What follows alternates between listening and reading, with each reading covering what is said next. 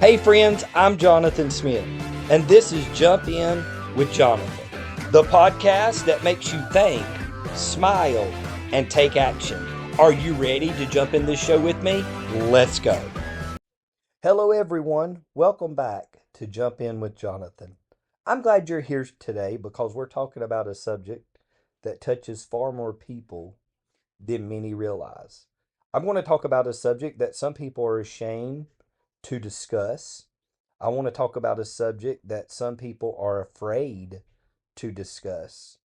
And when I'm talking about afraid to discuss, they're not afraid to discuss it on a podcast, but they're afraid to talk about it on a personal level. The subject that I want to talk about today is the subject of depression.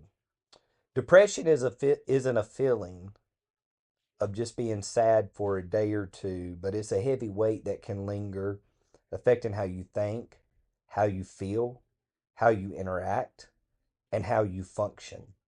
And if you've ever dealt with it or know someone who has dealt with depression, either they're dealing with it now or they've dealt with it in the past, you can understand how difficult and how overwhelming this can be.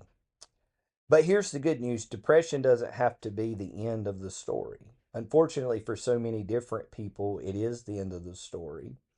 And I hate that it is the end of the story. And if you are listening to the podcast today and you think that depression is the end of your story, number one, let me tell you it's not. Number two, let me tell you to seek professional help. Number three, if you absolutely need to, call the suicide hotline. It would be very important for you to do so. There are ways forward. There are steps that can help you lighten the load. And there is hope for a better tomorrow. That's what today's episode is all about. Understanding depression, breaking the stigma of depression, and discovering practical ways to overcome it. So, first of all, let's get it clear: what is depression? Depression is far beyond a bad mood or a rough week. I've heard some people say, well, I'm just having a rough week. But the problem with that is they've had a rough week for the last 6 weeks, 8 weeks, 9 weeks, 10 weeks, 12 weeks, 14 weeks.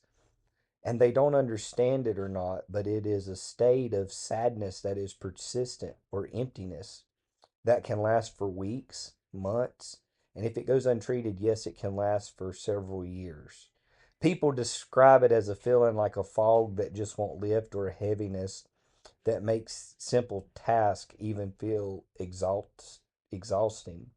It affects more than emotions. It can interfere with sleep. Sometimes you can't get enough sleep. Other times you can't sleep at all. Your appetite can change. You may lose interest in eating. You may want to eat more. Concentration gets harder. Things that used to bring joy and happiness now is boring and flat.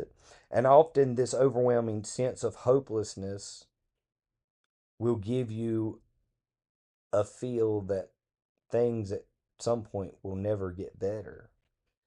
And here's something important: depression is not just in your head, it is connected to your brain chemistry, your stress levels, your genetics, even your physical health conditions. That's why you can't just snap out of depression. Some people say, well, you just going through depression, you just need to get over yourself. You can't do that if you're truly depressed. Imagine telling someone with a broken leg, oh, just walk it off. It'll get better. No, it doesn't. It takes time to heal. It takes time to, and it takes doctors, and it takes medication, and it takes medical procedures to get a broken leg better. And just as it takes those medical procedures to get a broken leg better, it may take some medical intervention to help you get better. Depression is one of the most common mental health challenges worldwide. Millions of people deal with depression every year. And the more we understand it, the better equipped we are to support ourselves and others as they go through depression. You say, well, that's dark. Is there a way to break this stigma? Absolutely, there is. One of the hardest things about depression isn't just the symptoms, it's the stigma attached to it. See, we live in a world where people often celebrate strength and success, but they don't always know how to respond to struggle. Maybe we've heard someone say to us, just cheer up. You've got nothing to be sad about. How do they know? They don't know what's going on in your personal life. But those comments, while they're often well intentioned, can make someone feel even more isolated. One thing that I have learned when dealing with certain people going through depression is learning to listen to them, listen for key words as they begin to talk about depression, how they feel, how they want to interact, how they think that they can, how that they are dealing with their sense of depression. I will ask them, have you been to a therapist? Have you talked to a close friend about it? Are you on medication for it? And I try to dig in, not to hurt them, but to help them. But I do my best to never say, just snap out of it, or just cheer up, or you've got nothing to be sad about, it, or I'll be okay. No, we cannot give anyone a sense of false hope. See, the truth is, depression doesn't discriminate. It affects people, notice this, not of some backgrounds, but of all backgrounds: young, middle age, elderly, wealthy, middle class, poor, introverts, extroverts. And admitting you're struggling with depression does not make you weak. If you come to me and say, hey, I'm struggling with depression, I need some help, I will not think that you are a weak person, but I will think you're an humble person. And I will appreciate the trust that you have taken to tell me that you are struggling with this terrible thing going on in your life. In fact, it takes incredible courage to say, I'm not okay and I need help. Breaking the stigma starts with conversations like this, normalizing the fact that mental health is health. Just like we care for our bodies, we have to care for our minds. If you had the flu, you wouldn't be ashamed to see the doctor. The same way with having depression. You shouldn't be ashamed to go to the doctor and being honest with him and say, listen, I'm battling with depression. How can I overcome it? Well, now you're going to ask me, now that I've broke the stigma, how can I heal? Well, let's talk about what we actually can do if struggling with depression or if you want to support someone who is. As I've already mentioned, find professional support. Therapy and counseling can be life changing. Sometimes just having someone to talk to, someone trained to help untangle our thoughts and provide tools for coping, makes a huge difference. For some, medication helps because it helps balance the brain chemistry that depression disrupts. There's no shame in needing that kind of help. It's like wearing glasses if your vision is blurry. You're not ashamed to wear glasses. You're not ashamed to wear contacts. You're not ashamed to walk into the eye doctor. Do not be ashamed to go to your medical doctor to get the help that you need. Do not be ashamed to pick up a phone and say, I need to schedule an appointment for a therapist. I'm battling this thing called depression. I'm feeling like I'm getting depressed. Let me find someone who can help me so that it doesn't get worse and worse and worse. See, what a lot of us do is we ignore the signs, we ignore the symptoms, and we ignore everything going on with depression. And then we get so deep down in a hole that when we do ask for help, it takes longer to recover. When you feel the flu coming on, you go to the doctor immediately and get the help that you need. Do the same thing with depression. Change the way that you live your life. Make a shift in your lifestyle. Our bodies and minds are deeply connected. One of the ways that you can help this is by exercising. Light movement, like walking 20 minutes a day, can boost endorphins and serotonin, the brain chemicals that improve the mood. Get good sleep. Sleep when you need it. Aim for a consistent routine of going to bed and waking up at the same time to regulate your body's rhythm. Nutrition, foods rich in omega 3s, whole grains, fruits, vegetables support brain health. It's not about dieting, but it's about fueling your body and your mind. Daily practices. Sometimes small habits can create big shifts over time. One of the things that I like to do is I keep a journal. Write out your feelings. Don't write them with judgment, but just write them out exactly how you feel. Putting emotions in the words can help release some of the pressure. Mindfulness.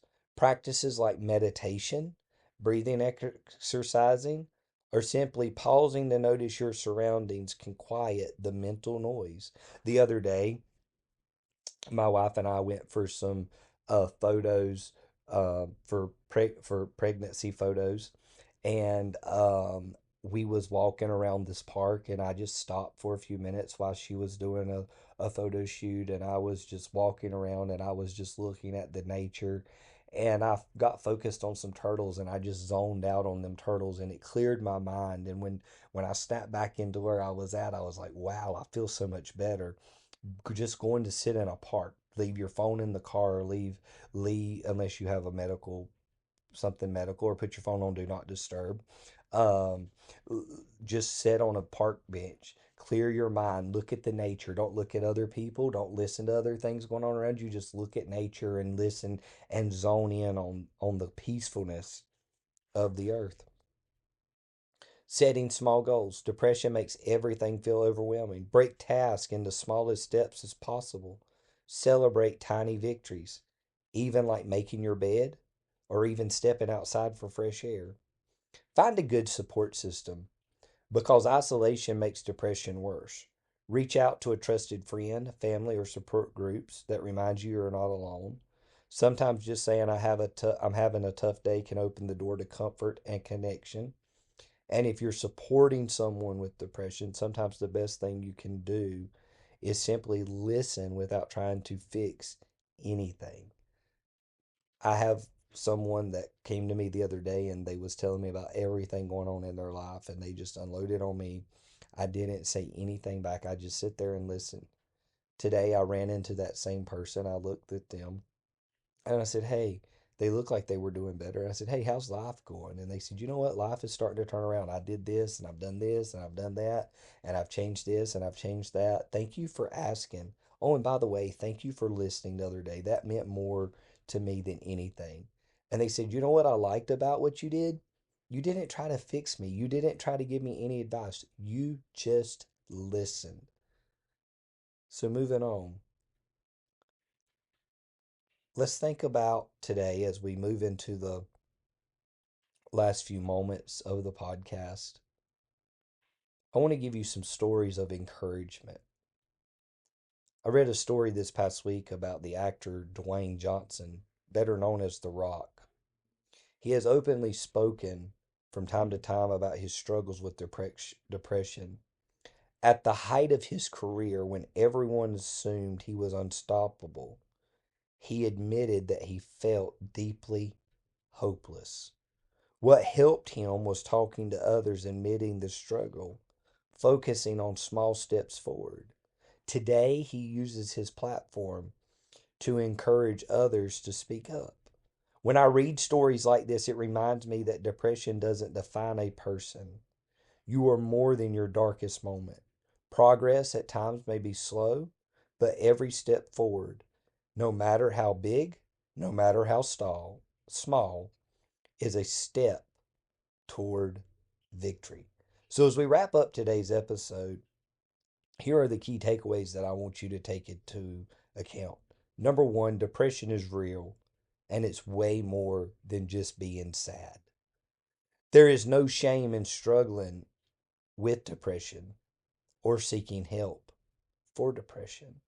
Professional supports, lifestyle changes, daily practices, and leaning on others can lead to healing over time. If you're listening to the podcast today and you're in a dark place, I want you to know that you're not alone. I've been depressed. There are days that I have walked off of a job, I have went in my tool trailer, I have shut my doors, and I have cried my eyes out. There are times that I've been to the doctor and I've told the doctor, I'm depressed, I need some help. I've been on medication for depression. So you're not alone. Depression is tough, but it is treatable.